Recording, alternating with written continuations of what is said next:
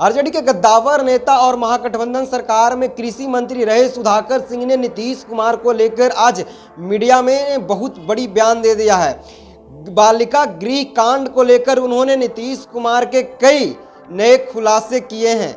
उन्होंने कहा कि नीतीश कुमार बालिका गृह कांड का जांच तो करवाए हैं, लेकिन जो बड़ी मछली थी जो छरपटा के निकल गई है। क्या कुछ बोल रहे, पहले उनकी बातों को सुनिए।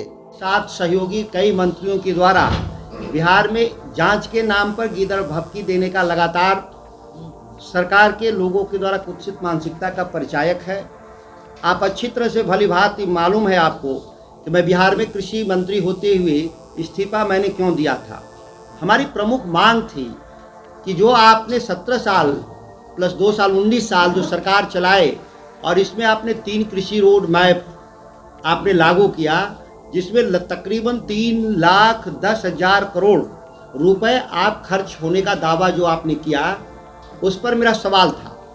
मैंने साफ शब्दों में पत्र के माध्यम से किसी भी मंत्री के अधिकार क्षेत्र का जो सबसे ताकतवर हथियार होता है वो पत्र होता है, जिसके माध्यम से मैंने आदेश दिया कि तीनों कृषि रोड मैप का थर्ड पार्टी से जांच होनी चाहिए, सरकार के द्वारा नहीं। सरकार का जांच सरकार स्वयं क्यों कैसे कर सकती?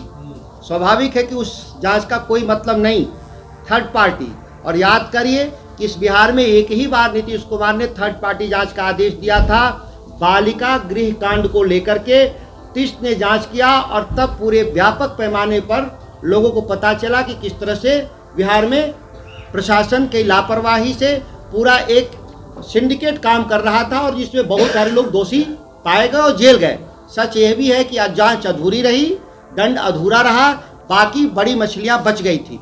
उसी तरह से इस मामले में भी मेरा कहना था कि थर्ड पार्टी से जांच होना चाहिए। आखिर नीतीश कुमार जी बिहार के मुख्यमंत्री के नाते आपने जांच क्यों नहीं होने दिया? जाहिर है कि जांच जब भी होगा इसका गले में जो फंदा मुख्यमंत्री नीतीश कुमार तक जाएगा, क्योंकि उनकी महत्वाकांक्षी परियोजना है, उनके नेतृत्व में यह परियोजनाएं शुरू की गई थी। परिणाम क्या है सबके सामने? बिहार में पिछले एक दशक में 3,10,000 करोड़ के निवेश के बाद भी उत्पादन घटा है, उत्पादन घटा है। बेंचमार्क मैंने विस्तृत रूप से इस नोट में लिखा भी है कि किस वर्ष किस फसल का उत्पादन आपका घटा है। अगर हम टोटलिटी में देखें, इसेंशियल कमोडिटी जो हमारे जिसके क्रॉप कटिंग के आधार पर डेटा बनता है, बाकी फसलों में जैसे सब्जी हो, फल हो, दूध हो, इसमें कोई क्रॉप कटिंग का डेटा कलेक्शन नहीं होता, एक हाइपोथेटिक डेटा होता है। लेकिन जिसमें क्रॉप कटिंग के जरिए डेटा है उसमें 1 लाख टन का उत्पादन घटा है। सवाल पैदा होता है कि 3,10,000 करोड़ रुपए गए कहाँ? इसकी जांच होनी चाहिए और जब जांच होगा तो पता चलेगा कि कृषि विभाग के भीतर किस तरीके से सब्सिडी की लूट हुई है, जो सीड दिए गए वो नकली सीड दिए गए। फर्टिलाइजर केवल हम देश के जो एवरेज है कंजम्पशन पर हेक्टेयर उतना नहीं, हम पंजाब के ऊपर जाके कंजम्पशन कर रहे हैं फर्टिलाइजर। और हम धान का उत्पादन, गेहूं का उत्पादन क्या कर रहे हैं? प्रति हेक्टेयर प्रोडक्टिविटी देखा जाए तो पंजाब के मुकाबले आधी हमारी रह गई। इस वर्ष भी पहली बार मक्का का बीज बांटने का एक षड्यंत्र रचा गया विभाग के द्वारा, अधिकारियों के द्वारा।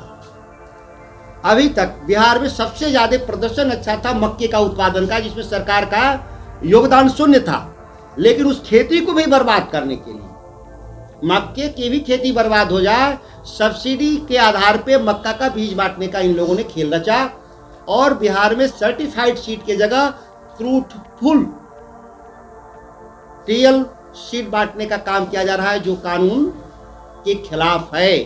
लेकिन वही मैं कह रहा हूं कि अगर ये विभाग के ही लोग जांच करेंगे, बिहार की सरकार ही जांच करेगी, तो फिर अपनी सरकार अपने खिलाफ क्या जांच करेगी? पिक एंड चूज पॉलिसी लाएंगे, अपने लोगों को बचाने का काम करेंगे और कमजोर लोगों को फंसाने का काम करेंगे। बालिका गृह कांड के बड़े अभियुक्त बच गए। सृजन कांड में जो शामिल लोग थे, जो 3,000 करोड़ रुपए का हेरा फेरी, कहीं है चर्चा आज बिहार में?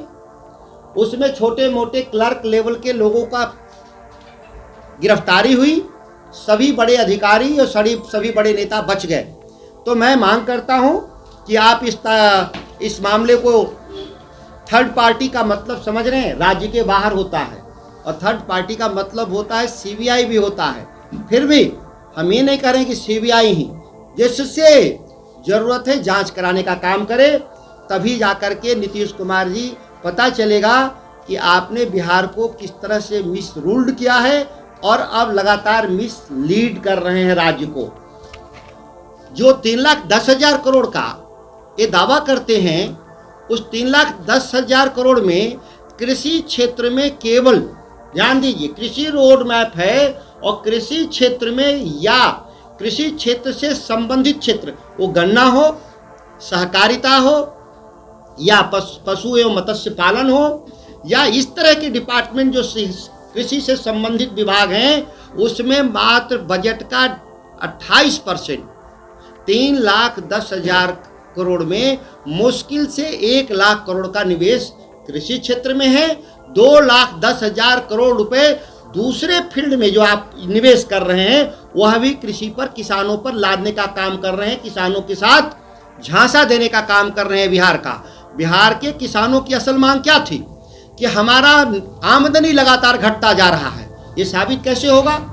आप राष्ट्रीय औसत पे देखिए, जो बजट पेश किया है सरकार ने, कि राष्ट्रीय औसत प्रति व्यक्ति प्रति वर्ष 1,97,000 है, लेकिन बिहार में कितना है? प्रति व्यक्ति प्रति वर्ष 59,000।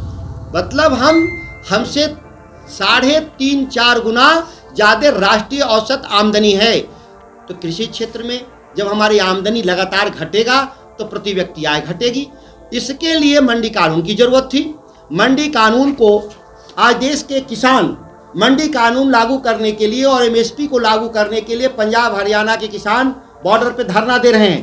भारत सरकार वार्ता कर रही है कि हम आपकी बात सुनने को तैयार हैं, लेकिन बिहार में की सरकार आज तक मंडी कानून 2006 से समाप्त है, उसको आज तक लागू करने का ये लोग प्रयास नहीं किया, ना ही इनके कान पे कोई जू रेंगा। मैं इस पत्र को मंत्री के रूप में पीठ पत्र के माध्यम से लिखा था कि जो मंडी कानून आपने निरस्त किया है, उसके पुनर्बहाल के लिए कानून आप लाएं, लेकिन आज तक उस पर क्या कार्रवाई हुई? बिहार की जनता अच्छी तरह से भली भांति से परिचित है। यहाँ तक कि मैंने विधानसभा के भीतर भी मैं निजी विधेयक भी लाया था और 2 बार मैंने प्रेस कॉन्फ्रेंस भी किया। आज तक बिहार विधानसभा में निजी विधेयक कृषि बिल के तौर पे पेश करने की अनुमति नहीं दी गई। हद स्थिति ये है कि निजी विधेयक पेश करने का मौलिक अधिकार विधानसभा के सदस्यों को है। कृषि पर आपत्ति था, लेकिन अन्य मुद्दों पर भी निजी विधेयक पेश करने का लगातार सरकार के द्वारा विरोध होने से विधानसभा के भीतर निजी विधेयक पेश नहीं हो रहे हैं। यह चिंता का विषय है कि पिछले करीब 40 सालों से निजी विधेयक नहीं आ पा रहा है, जिसमें सबसे ज़्यादा अपने को लोकतांत्रिक कहने वाले बिहार के मुख्यमंत्री नीतीश कुमार के राज 19 साल में एक भी निजी विधेयक नहीं आ पाया। तो आपने सुन लिया।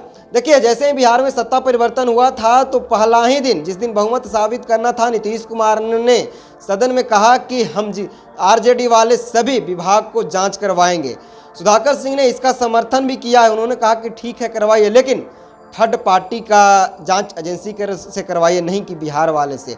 अगर बिहार वाले से करवाइएगा तो आपकी यहाँ सरकार है। उन्होंने कहा कि नीतीश कुमार जी अभी तक 18 साल के कार्यकाल में एक बार थर्ड पार्टी की एजेंसी से जांच करवाए हैं, वो बाल गृह कांड था। उसमें भी जो बड़ी मछली थी, जो दोषी थे, वो छरपटा के निकल गए, और जो छोटे थे, जिनका कम भागीदारी था, वो जेल के सलाखों के पीछे हैं।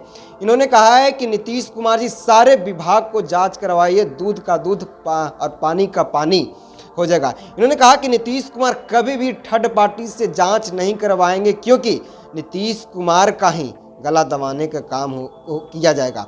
उन्होंने कहा कि नीतीश कुमार का ऐसा कई फाइलें हैं, जब खोला जाएगा तो जेडीयू और नीतीश कुमार कई ऐसे गमन में, भ्रष्टाचार में लिप्त पाएंगे। देखिए, तमाम तरह के नीतीश कुमार पे आरोप पूर्व के कृषि मंत्री सुधाकर सिंह ने लगाया था।